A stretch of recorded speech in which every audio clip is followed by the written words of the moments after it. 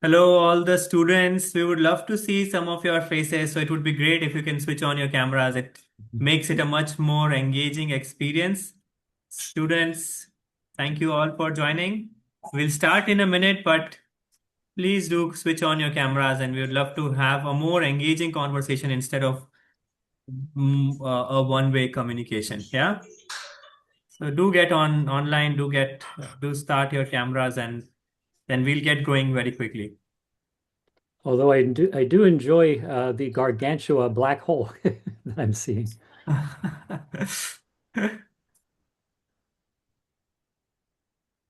Students, please do switch on your cameras and we'll get going right away. Yeah. Thank you, Monishka, Tinishi, Mokshika, Oh, so they're Ruchi. floating in space, space, space. Wow. Superb. All right. Okay, Professor Bob, I think we are ready to go. So let me first invite you and sort of say thank you so much for agreeing to do this session with our students. I'm so excited and so thrilled to have you join us for this session on astrophysics. It's a masterclass on astrophysics. Students, welcome for this session. My name is Devesh Lati and I am the founder of FutureWise. At FutureWise, we run future readiness programs.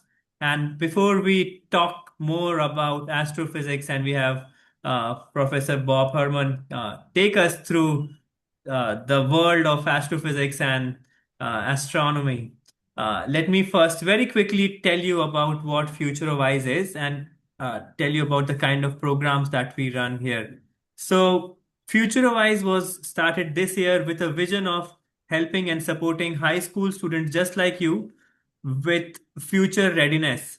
We run short online courses in very interesting topics which which are designed to help you prepare for the future. Uh, we have programs coming up in December and then later in the summer break. And I invite you to learn more about these programs and check out our website where you can register for them or explore these courses and identify those which you are most passionate about. All our courses are future focused and are built around latest technologies, which you can, as you can see, we talk about carbon credit trading, we talk about agriculture technology, factories of the future, cryptocurrency, and blockchain. And all of these programs are project based, which means at the end of it, you get to design your own project and make a tangible report or a presentation or a video out of it, which is very helpful when you're applying for colleges. And eventually, at the end of it, at the end of the courses, you earn a certificate. Yeah. So I invite you to learn more about FutureWise on our website. And with that, now let me move to Professor Bob. Professor Bob, it's such a pleasure to have you with us here today. Uh, let me uh, introduce the fantastic work that Professor Bob has been doing. Uh, Robert Herman is his full name. So, Professor Bob Herman is the professor in the Department of Physics and Astronomy at Ohio Wesleyan University. He earned the BS in summa cum laude in astronomy at Case Western Reserve University and then went on to earn a MS and PhD in physics at the University of Chicago, where he won the Gregory Wenzel Prize for the best first year graduate teaching assistant. Before coming to Ohio Wesleyan, which is also known as OWU, in 1999, Professor Herman taught at Washington College and Randolph-Macon College, and he was a visiting researcher at the Harvard Smithsonian Center for Astrophysics. In addition to teaching courses in theoretical physics and in theoretical and observational astrophysics, he utilizes OWU's Perkins Observatory for classes and research, including the study of star spots. He mentors undergraduates conducting research during the summer, the results of which are often published and presented at regional and national conferences. Once again, Professor Bob, it's such a pleasure having you with here today. and we look forward to learning and sort of exploring the world of astrophysics. It's a pleasure to be with all of you. Superb. So we'll straight away jump into the questions. And my first question to you is, how do you explain astrophysics to a high school student who is curious about stars and space, but doesn't know where to begin? Yeah, there are a lot of good books out there for sure. One that I particularly recommend is actually a textbook called Astronomy 2E from what's known as the OpenStax project. And the nice thing about it is that it's completely free. You can read it online. You can also download a PDF of it. It's used, its target is sort of astronomy 101 courses in colleges, but it's also used in high schools. And I think that a group of smart students like yourselves would certainly have no trouble handling it. And so I think that's a good place to begin if you want a broad overview of topics in astronomy and astrophysics. I will put a link later in the chat that has a document that I've shared with everybody that you can click links on it and get to all the resources that I'll be mentioning today. There's also a video series that I like a lot called Crash Course Astronomy. Astronomer Phil Plait made 46 videos, which are a video version of sort of an Astronomy 101 course. There's 46 of them. I use a lot of them when I'm teaching because I tell my students that he has special effects and so forth that I can't create in the air behind me. And so I think that's a good place to go too. There's also PBS Spacetime, which is a channel on YouTube. The videos tend to be at a bit higher level than those in Crash Course Astronomy. But again, at the same time, even though he might be mentioning the equations of general relativity and so forth and actually show them to you, you can get a lot out of the videos, whether or not you're trying to follow along with the math. And someday you will be able to follow along with the math, which I think is exciting. Fantastic. Thank you so much. So we got three things: Astronomy 2E, and there is a Hmm. crash course on astronomy, and then there is a space time YouTube channel. And Yep, PBS Spacetime. Yep. okay, and I'll request you to share the link maybe towards the end of the session so that students can delve deeper and sort of satisfy their curiosity on astronomy. So, Professor Bob, why is astronomy and astrophysics important in everyday life?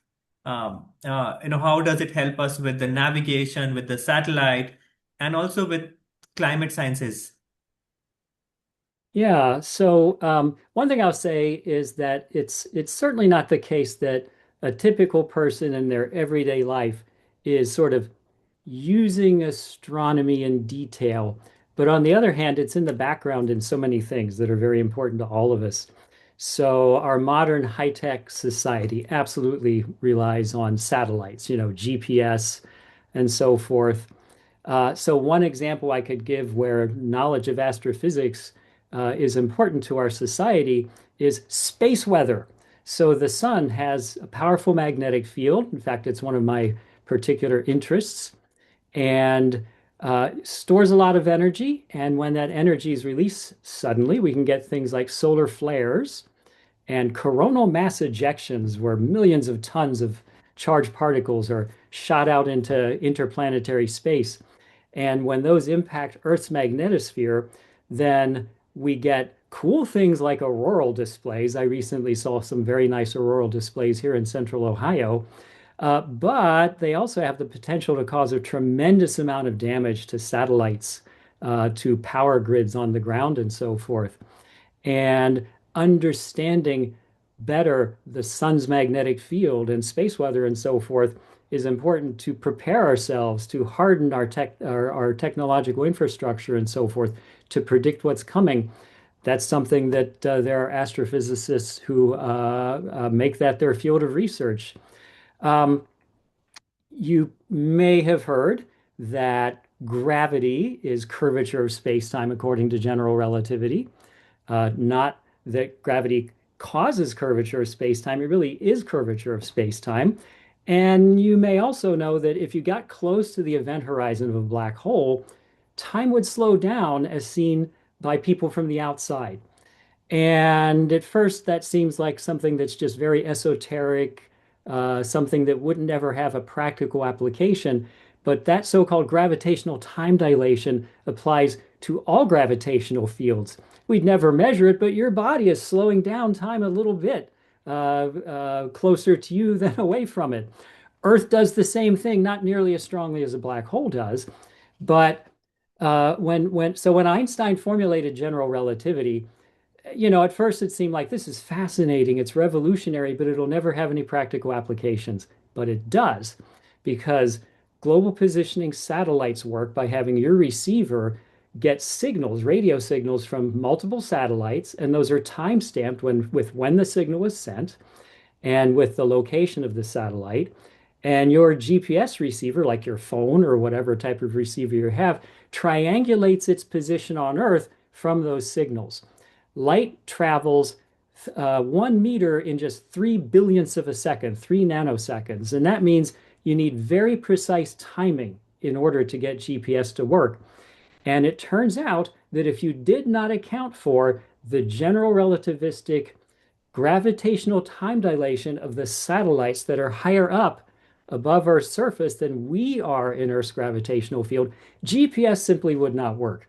And so, what seemed at first like something that was fascinating but would never have practical applications is now worth billions and billions of dollars to the world economy. And it's something that most people, I think, use every day, or at least very often, as far as that's concerned. Climate science, in order to understand global warming, in order to understand the so-called atmospheric greenhouse effect. That is radiation transfer. And that's something that astronomers need to learn in order to understand how stars work. And so I'm teaching Astronomy 310 this past semester. And so I'm teaching my astrophysics students about radiative transfer and applying it to Earth's atmosphere. It's something that some of them may go on to do professionally. I have a former student who was an astrophysics major. Now he's a climate scientist, for example. So I could go on, but there's lots of examples like that. Although I will say, uh, the best thing about astrophysics is that it gives us the big picture. It gives us our place in the universe. And that's my real motivation for doing it. And then it's wonderful that there's also practical effects as well. Fantastic. And Professor Bob, I would love to know a little more about how you got excited about astrophysics in your, when did that spark come in that this is what I want to do? Yeah, you know what? It actually happened when I was a little kid. I can't remember exactly how old I was, but I was probably about 7 or 8 years old. And my dad had a series of books called the Time Life Nature Library, and one of them was called The Universe. And one day he showed me a painting in it that was representing the sun and the planets to scale. Now you can't put their distances from one another to scale at the same in the same painting that you would show the planets themselves, their sizes, but it showed the sun and all the planets, how big they were relative to one another. And he said to me, which one of these do you think is the Earth? And I could see for myself, so to speak, that Earth is way bigger than all those little dots in the sky and so forth. And so I pointed to the biggest object in the painting. That had to be Earth. And he goes, that's actually the sun. And my jaw kind of drops, like, what? And so then he says, do you want to try again? And I said, okay. And so I pointed to the second biggest object in the painting. And I'll bet all of you are thinking, oh, then you pointed to Jupiter. And that's absolutely right. And he goes, no, that's actually the planet Jupiter. My jaw drops again. And he says, do you want to try again? And I said, no, Daddy, you just tell me. And so he pointed to what Carl Sagan later called the pale blue dot that was Earth. And I was just absolutely floored that what I was living on was so small compared to many other things. And that was my epiphany, if you will. I became so interested in learning all about it. I wish I still had them, but I would read, once I could read, I'd I'd read books about the solar system and then write my own little books about the solar system, for example. Don't have them anymore. I wish I did. But I was fortunate to know from from when I was a little kid that I wanted to learn all about the universe. Wow, such a fantastic story, and I'm sure with conversations like these, I think that we get that spark that okay, this is what I want to learn, this is what I want to study and do. Uh, in the foreseeable future. I don't say all my life, but at least in the foreseeable future. So, Professor Bob, technology is evolving fast. How are these new technologies like AI, robotics, advanced telescopes, etc., changing the way that scientists see the universe? Yeah, they're profoundly changing it. So, it used to be that typically astronomers would photograph in the old days, get CCD images, digital camera images now of individual astronomical objects like a star cluster or a galaxy. And so, for example, back in the late 1960s, Vera Rubin and Kent Ford used, it turns out, a telescope that at the time belonged to Ohio Wesleyan. They weren't at Ohio Wesleyan, but they used a telescope that belonged to Ohio Wesleyan to observe star forming regions in the nearest large galaxy to ours, the Andromeda Galaxy, and measure how fast they were moving in their orbits around the center of the galaxy. And what they discovered is they're moving faster than you would expect if the only gravity that was available was the combined gravity of all the stars and gas and dust in the galaxy.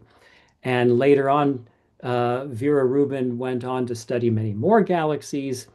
And the interpretation of that, and some of you may have heard of this, is that most of the matter in the universe, it turns out, is what we call dark matter. It doesn't emit or absorb or reflect light, so we can't see it. And it seems to be some sort of exotic new particle that we haven't discovered yet. There's a Nobel Prize waiting for whoever can find it. There's more than 5 times as much of that as there is the baryonic matter that stars and galaxies and people, protons, neutrons, electrons are made of. There's still a role for that kind of work, but now, speaking of Vera Rubin, for example, we have coming online the Vera Rubin Observatory on a mountaintop in the desert in Chile. And it has, your phone might have a 12 megapixel camera. Some of them have 200 megapixel cameras, although it's usually binned down to much less than that. The Vera Rubin Observatory has a 3,200 megapixel camera. And for the next 10 years, it's going to be making photographs, digital photos of the entire southern portion of the sky, producing petabytes of data. A petabyte is almost 10 quadrillion bits of data. There's so much data coming from Vera Rubin and from other projects. We're in the age of big data now. It's too much for humans to handle. You just can't do it. And so it's astronomers now are very actively using neural networks, artificial intelligence, machine learning to help us process those reams of data. And so that has opened up new realms of discovery that simply wouldn't have been possible before these technologies existed. Uh, I have it might be a stupid question, but James Webb Telescope is out there, right? I always imagined that it would be in some place in the US or on the ground, but that's not the case. Like, why do we put telescopes out there in the space and not place them on Earth? Yeah, so first of all, I will say that's not a stupid question at all. One thing I always tell my students is the only stupid question is the one that you do not ask. And also, in class, students I think often will think, oh, I bet everybody else knows the answer to this, and I shouldn't ask this question. And I always reassure them, whatever question you ask, there's somebody else in the class who's like, you're my hero. I was thinking the same thing, but I didn't want to ask it. But in any case, no, that's a great question. And the reason we do that is because, well, astronomers have kind of a love-hate relationship with our atmosphere. We appreciate the oxygen, but at the same time, it blurs stellar images, and it only lets a narrow range of electromagnetic wavelengths. Light is a form of electromagnetic radiation, electric and magnetic fields traveling through space together. We can only see a narrow range of visible light. What's, of course, why we call it visible is that our eyes can detect it. But we learn so much about the universe by looking at all different wavelengths of the so-called electromagnetic spectrum. We can see radio waves on the ground. It wouldn't make sense to build a radio telescope in space. We can see visible light on the ground. It still makes sense to put telescopes in space because it gets you above the blurring effects of the atmosphere, the dimming effects of the atmosphere. And then there are infrared wavelengths, like, for example, the James Webb Space Telescope uses, and X-rays and gamma rays that simply don't penetrate the atmosphere. In the case of the X-rays and gamma rays, that's a good thing because they would kill us. If you went onto the surface of Mars, you would get a horrible sunburn within 30 seconds because of all the ultraviolet light reaching the surface that our atmosphere protects us from. So we need to put telescopes like James Webb in space in order for it to work in the first place, in order for it to see those wavelengths of light that simply don't make it to the ground through our atmosphere. Wow. Now I know. Now I know. Yes. Okay. So let's talk a little bit about your research. Could you share some examples from your own research where technology helped you uncover something new about stars and planets? And you can call it, this was my aha moment. Yeah. Yeah. Well, what I will say is that I'm involved in a NASA project right now. I have a NASA grant. And as an aside, I'll mention that it was very important to me and my collaborator, who's Rachel Rotenbacher, who graduated from Ohio Wesleyan back in 2008. She and I work on star spots. I got her interested in it when she was here, and we've collaborated ever since. Star spots are regions of strong magnetic field on other stars. On the sun, we call the star spots sunspots. That's part of the reason I'm so interested in the sun's magnetic field.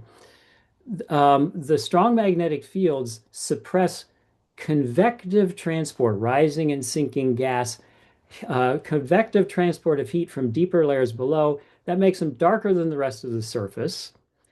Other stars are so far away that we can't directly photograph them like we can the sun, but we can detect the effects of the star spots. When the star is rotating, as the spots, the dark spots come in and out of view, the brightness of the star changes as a result. And I developed a computer program that can take those brightness variations and turn them into a rough map of the star spots. So where does the technology come in here? Well, of course, they're using the computer program, but in particular, the Kepler Space Telescope was launched in order to study exoplanets, planets orbiting other stars. When an exoplanet passes in front of its star, as seen from Earth, it blocks some of the star's light, and so the brightness of the star diminishes for a while. But star spots also cause brightness variations, and so the Kepler Space Telescope sort of accidentally, although they very much knew it would happen, discovered star spots on tens of thousands of stars. And what Rachel and I are involved in is systematically using my program to study the star spots on those stars. It'll be the largest study ever done of star spots in terms of the number of stars involved. That many stars, it's overwhelming to do what we need in order to process the data because it turns out that when you make a map of the surface this way, the noise in the data can cause all kinds of artifacts to appear on the surface of the star.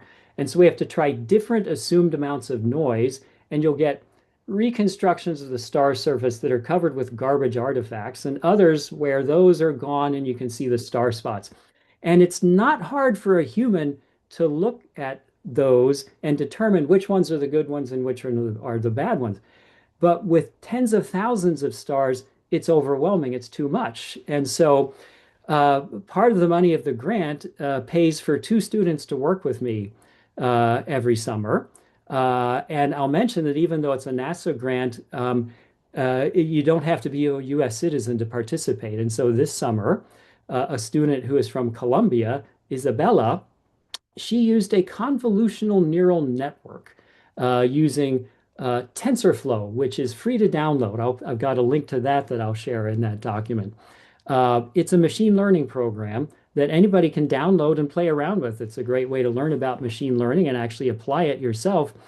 And so she made a convolutional neural network where she fed it lots of these reconstructed stellar surfaces and labeled some of them sort of, bad garbage and others good, and trained the neural network to do what humans do, which is sort of look at them and pick which ones are good and which ones are bad.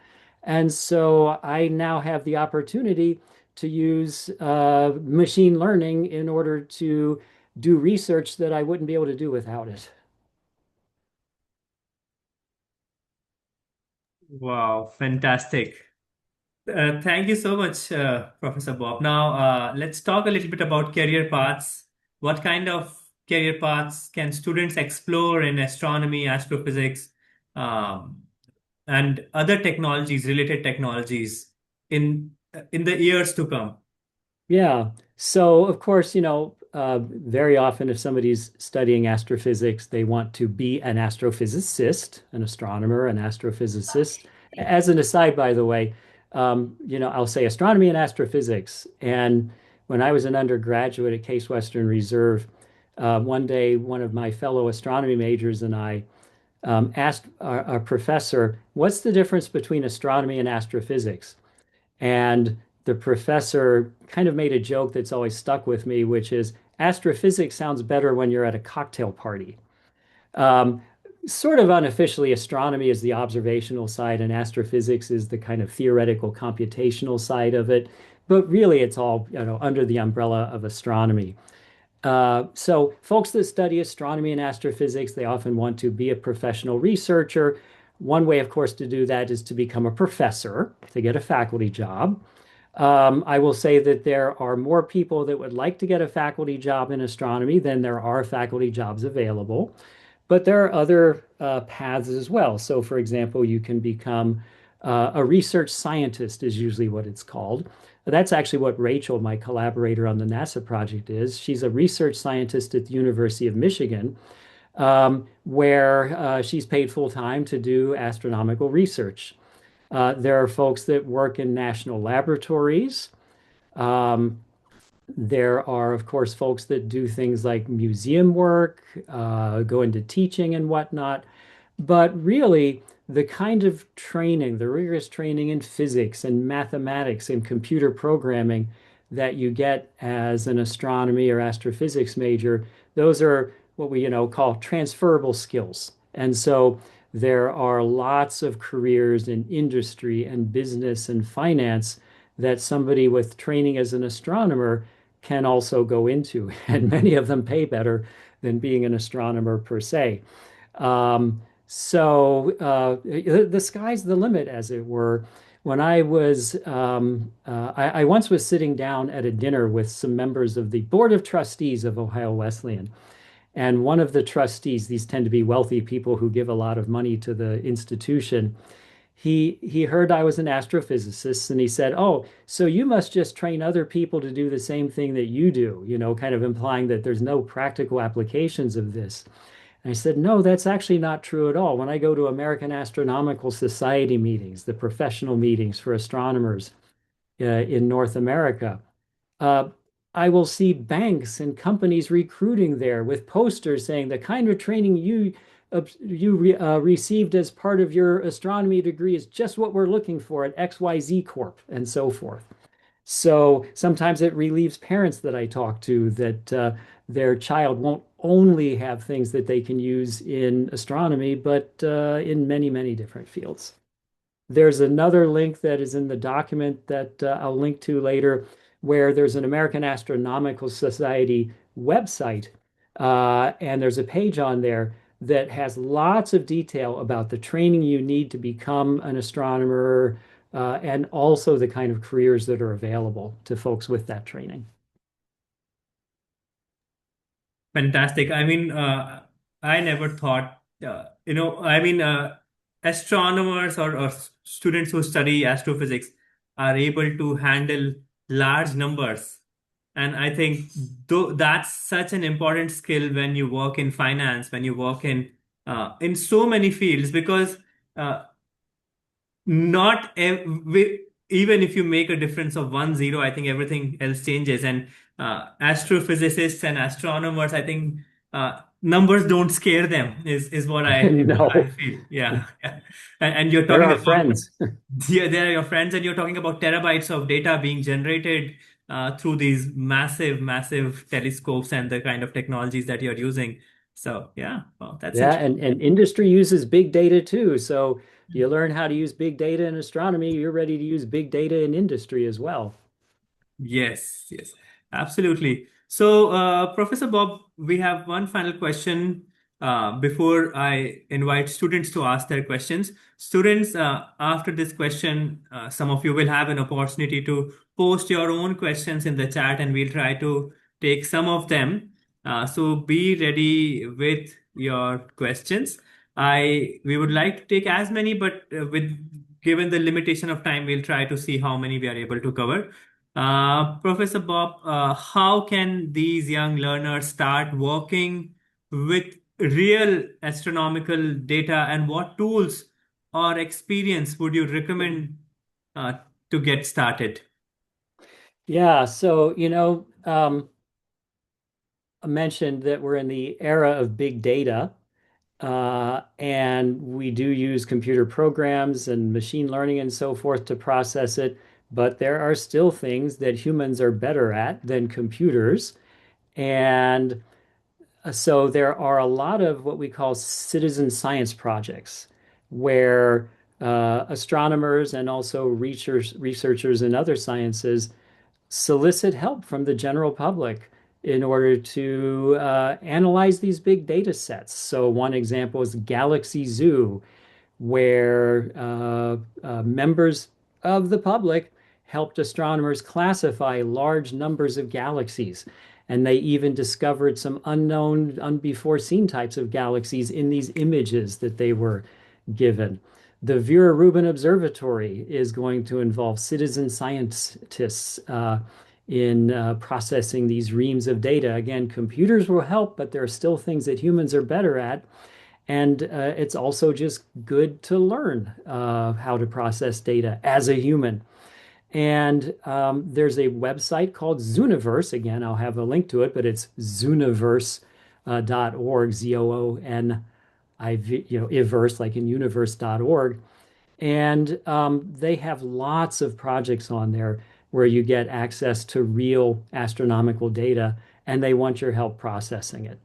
There's a web page on a magazine called Physics Today. Again, I'll have a link to it that describes Zooniverse and a lot of other projects. It's kind of targeted at teachers, but students can benefit from it too. It lists all kinds of resources where you can get your hands on real data and learn how to process it and have a lot of fun doing it.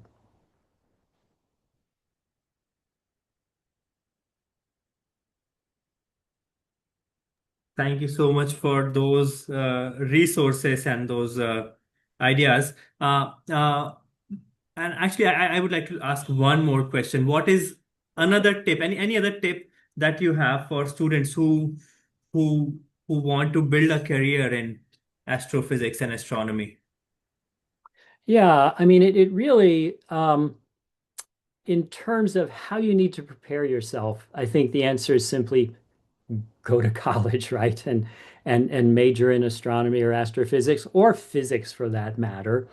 Many folks who end up in a career in astrophysics were physics majors as undergraduates because astrophysics, there's physics in the name for a reason. You know, you're applying physics to study the universe. Um, when you're in high school, again, you don't need to do this beforehand, but certainly it's not a bad idea. Learn Python programming. Python programming is so important now in many scientific fields. Um, you can learn that in college, but if you come in already knowing it, you've got a leg up. Similarly, you can learn calculus in college. I didn't take calculus. My high school didn't offer calculus, so I took it in college. I think I turned out all right. But if you've got the opportunity to study calculus and physics in high school, um, go ahead and take those opportunities because that'll give you a head start when you get to college. Although, again, I emphasize you don't have to. I didn't take college level physics when I was in high school. I didn't take calculus. I think I ended up all right. And I do think that that page that I mentioned on the Astronomical Society website, it beautifully lays out the typical educational path of somebody who wants to go into astronomy and astrophysics.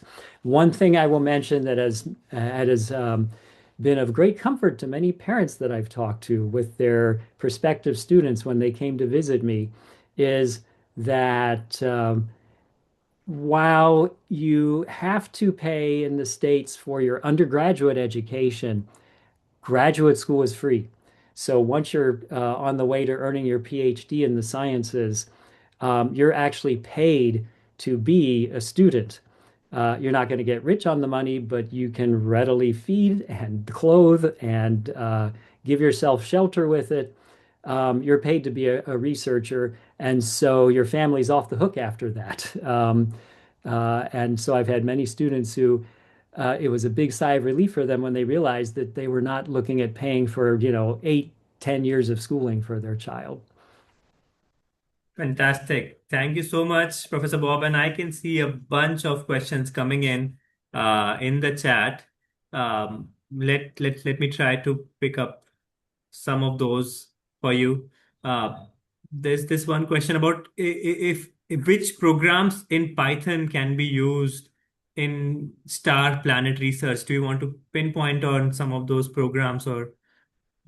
Yeah, so there is a library of astronomical programs, AstroPython, that professional astronomers use in order to apply Python programming to their research.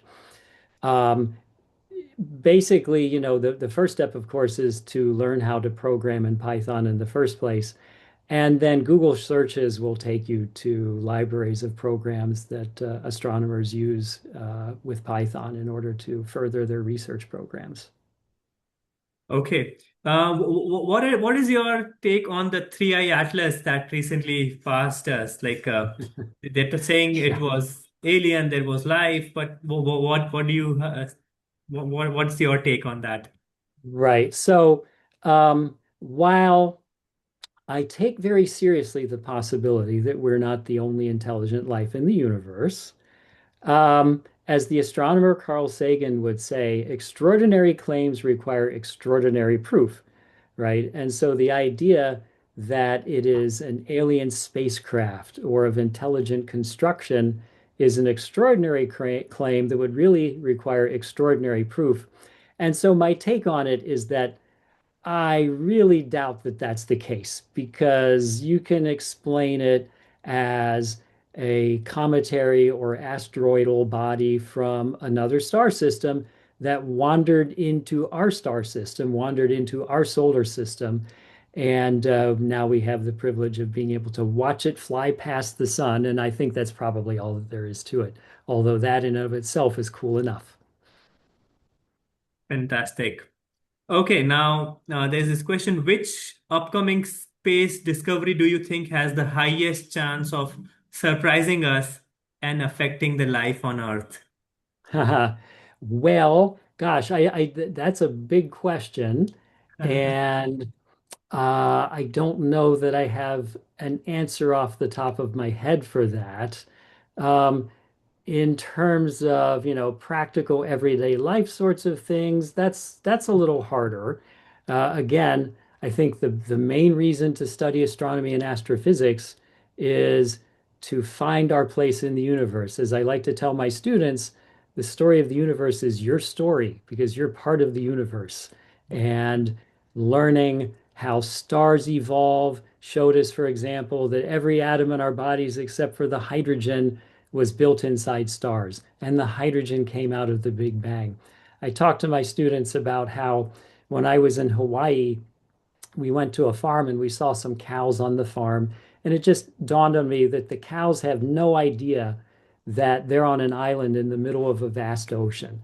And I say, we shouldn't be those cows in Hawaii. As humans, we have the ability to know where we are in the universe, and we should do so. And I think, in terms of big, exciting discoveries that are coming up, we have still not a good understanding, for example, of what dark energy is. It seems to be an energy associated with space itself that's causing the universe's expansion to accelerate. And we don't know yet what dark matter is. And there are active projects that are looking to answer those questions.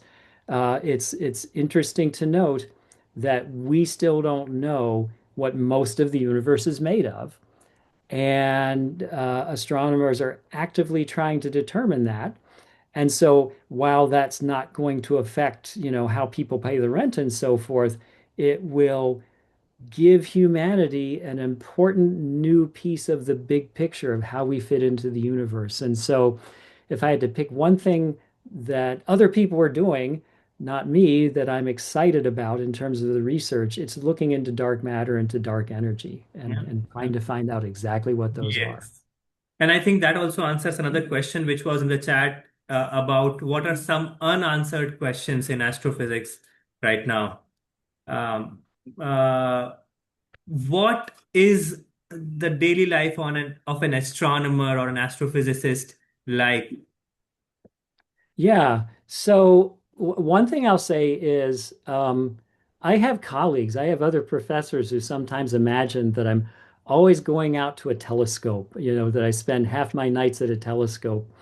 Um, and in fact, that's not the way it works because the large observatories, I mean, one thing nice is there is an observatory on campus that I get students involved in hands-on projects in, but in terms of like large observatories, right? The space observatories, big telescopes on mountaintops like Vera Rubin and so forth. There's not there, that's a resource where astronomers will put in proposals who are observational astronomers to have observations made with telescopes like that. And so an observational astronomer might get a few nights of data a year from a large observatory telescope like that. And then they spend the rest of their time analyzing that data. So that's one misconception people have is that astronomers are always going to telescopes. That's actually not the case. You spend a lot more time talking to students and analyzing data than you do collecting the data. Um, and also, it depends on what kind of astronomer you are. So, for example, at Ohio Wesleyan, we emphasize teaching. Research is very important to me, but I love teaching. I love spreading knowledge and exciting students and so forth. And so, a lot of my daily life is teaching and preparing to teach and giving talks and stuff like that. People that work at national labs, their day-to-day is more analyzing data or building instruments and things like that. So I think the big picture is that astronomy is typically more of a 9 to 5 job than people might imagine, as opposed to you're spending all your nights at the telescope. It doesn't work that way. Yeah, yeah. It's what I see is I mean, in my limited knowledge, is you use the telescope, and that's what you said. You use the telescope for some time, and then come back to your systems and analyze that data, understand that data, Yep. make sense of that data, and then go back to sort of create your hypotheses, and then again bring back some more data, and then work on it again, maybe. Yep. Yeah. Yes. Yeah? Hmm. Okay. So, a couple more very interesting questions. One is about what evidence is there to support the Big Bang theory, and the second one is what is your opinion on the theory of multiple universes, whichever Ah, one you want to talk about, and if you want to talk about both of them. right. So there is a lot of evidence that supports the Big Bang theory. Um, it's pretty much undeniable that the universe was much hotter and denser in the past than it is now because we can see for ourselves. We can measure the motion of galaxies, and we find systematically that they're getting further away from us, and that the further away a galaxy is from us, the faster it's moving away from us. And according to general relativity, that's a natural consequence of how the universe works. It's a prediction of general relativity that space expands. It could be contracting or expanding. The observations show that it's expanding. Distant galaxies move away from us faster because there's more space expanding between us and them than there is between us and a closer galaxy. So we know the universe is expanding. It's not a stretch of the imagination to run the clock backwards and everything gets closer and closer together. The wavelengths of photons, light particles traveling through the universe, get longer and longer in reality as the universe expands. They get shorter and shorter if you run the clock backwards. Most of the photons in the universe are from a time about 380,000 years after the Big Bang, when the temperature had cooled to the point where the first atoms could form. And we understand physics well enough to sort of run time backwards to about 1/10 billionth of a second after the Big Bang. After that, we need better theories to fully understand what's going on. But just the idea that the universe was much hotter and denser and everything was much closer in the past, that's pretty much unassailable. The details are up for vigorous discussion among scientists, but that's pretty much unassailable. One of the biggest pieces of evidence for the Big Bang idea is that we can calculate when the universe was a few minutes old, hydrogen would have fused into helium, and we can use our understanding of physics and extrapolate back to the conditions that would exist back then and predict that the universe should be about, in terms of its ordinary matter content, 25% hydrogen, helium by mass today, 75% hydrogen roughly. That's exactly what we can see. We can account for other rarer isotopes as well. There are just, I can't get into them all here, but there are many lines of evidence in favor of the idea that there was the Big Bang. In terms of multiverses, that's very speculative. For what it's worth, I personally, I'm not going to bet the rent money on this. I personally suspect that there is a multiverse. I personally suspect that our universe is a bubble in a background that is constantly undergoing what we call inflation. And quantum field theory can be used to argue that there could be transitions that cause little regions to stop expanding so rapidly, and those regions could become universes. And I suspect that's what's going on, but we don't have any direct evidence for that. Wow.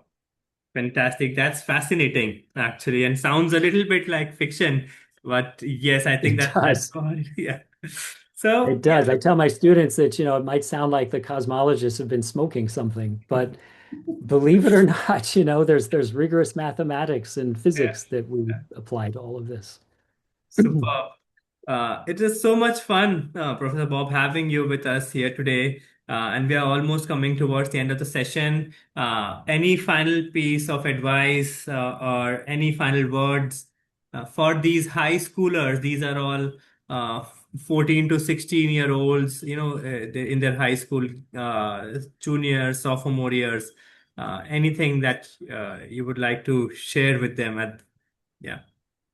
Yeah, I guess I would just say that when I was in high school, I had a guidance counselor who said something. It wasn't to me, it was to a whole class that has always stuck with me, which is that happiness isn't doing what you like to do, it is liking what you have to do. In other words, we all have to make a living, we all have to earn money. And you want it to be in a way that you enjoy if you can make that happen, right? In other words, you make a lot, there are jobs, and I'm not saying nobody should take these jobs, but you should try not to have a job where all you think about is how much money you make. Yeah, I want to make as much money as I can too, right? But having a lot of money lets you do things like take vacations and so forth. But if you don't like what you're doing, is it really worth it? Right? If you can find something, be it astronomy or anything else, there are so many things that can fit this definition. If you can find something where you actually enjoy what you're doing as a career, I think that really is the key to happiness, right? I don't like every aspect of my job. I wish papers would grade themselves. It's very tedious and so forth. But nevertheless, I really like what I'm doing. I wouldn't trade it for anything. And that's something that I hope all of you can achieve for yourself someday. Wow, that's amazing, and that's the best time to stop. I think happiness is not. Can you come again, Yeah, please? happiness is not um, doing what you like to do, i.e., in other words, taking vacations and so on and so forth. Um, Happiness is liking what you have to do, right? You have to have a career and you want it to be something that you like, as opposed to something that you dread just in order to be able to afford to do other things that you actually like to do. Wonderful, wonderful. Thank you so much, Professor Bob. And may I request you to share the links that you Yes. had referred to so Yep, that I students just can did. make I just note of put that? a link to the document, which itself has links to other resources. I saw so many good questions flying by in the chat. Of course, I don't have time to answer them all, and I couldn't get them all super quickly. But if the chat is saved afterwards, if I can get a hold of that, I can try to answer questions over time, because I feel bad that I see all these wonderful questions and we didn't have time to get to them. I will certainly send these across to you. But if there is any particular question that you would like to take up, we have a couple of minutes, and if you do have a couple of minutes, please feel free to pick up the questions that you really want to address. Well, there's so many of them. I just saw many, and so there's, I'm like, wow, and I just know there's more. Here's just one sort of I'll pick at random. As an avid stargazer, I have looked for resources online on how astronomers determine the distance between us and the stars. How do they measure it? So, um, when we look with our two eyes, if you hold your thumb out in front of you and blink your eyes back and forth, you'll see that your thumb is in front of different things. That's called parallax. And without you even thinking about it, your brain uses the images from your two retinas to look for parallax, and that's what gives you your depth perception. Stars are much too far away for that to work. But on the other hand, we're riding on a spaceship called Earth that goes around the sun. And so, what astronomers do fundamentally to accurately determine stellar distances is to compare images of star fields taken in different parts of Earth's orbit and noticing very slight shifts of nearby stars' locations on the images compared to much more distant stars, which hardly move. And we can do the same thing that our brain is doing with our two eyes. We can do a little bit of trigonometry to determine how far away those stars are. And that's the basis for stellar distance determinations. And then for other things like galaxies, which are much too far away for parallax, we use what are called standard candles. In other words, stars which are very luminous and which we've been able to know what their luminosity is from other characteristics, uh, and for which we can determine distances of nearby examples using parallax. And so we have what we've called the distance ladder in order to find more and more distant objects in the universe, how far away they are from us. So that's just one example of the many questions here that I see.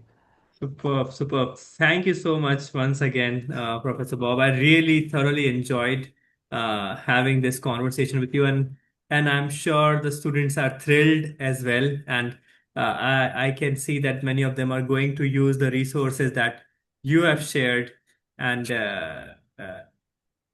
it was inspiring. So I'm truly grateful to have had this opportunity of speaking with you today. I'm grateful that you invited me. I've really enjoyed it.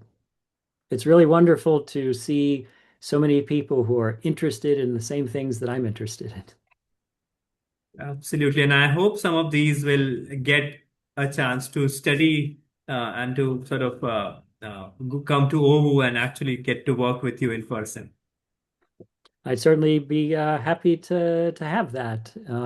And I'm willing if folks reach out to me to set up a Zoom meeting to talk about Ohio Wesleyan. I wouldn't have time to just chat about astronomy in general. Oh, it's overwhelming. But if you're interested in Ohio Wesleyan in particular, I'd be happy to meet and talk more about it. Fantastic, fantastic. Thank you so much. Thank you so much, students, for joining us this Friday evening. Have a great weekend, everyone. Thank you so much, Professor Bob. Have a great day and have a great weekend, and wishing you Merry Christmas in advance. Thank you very much. Happy holidays to everybody.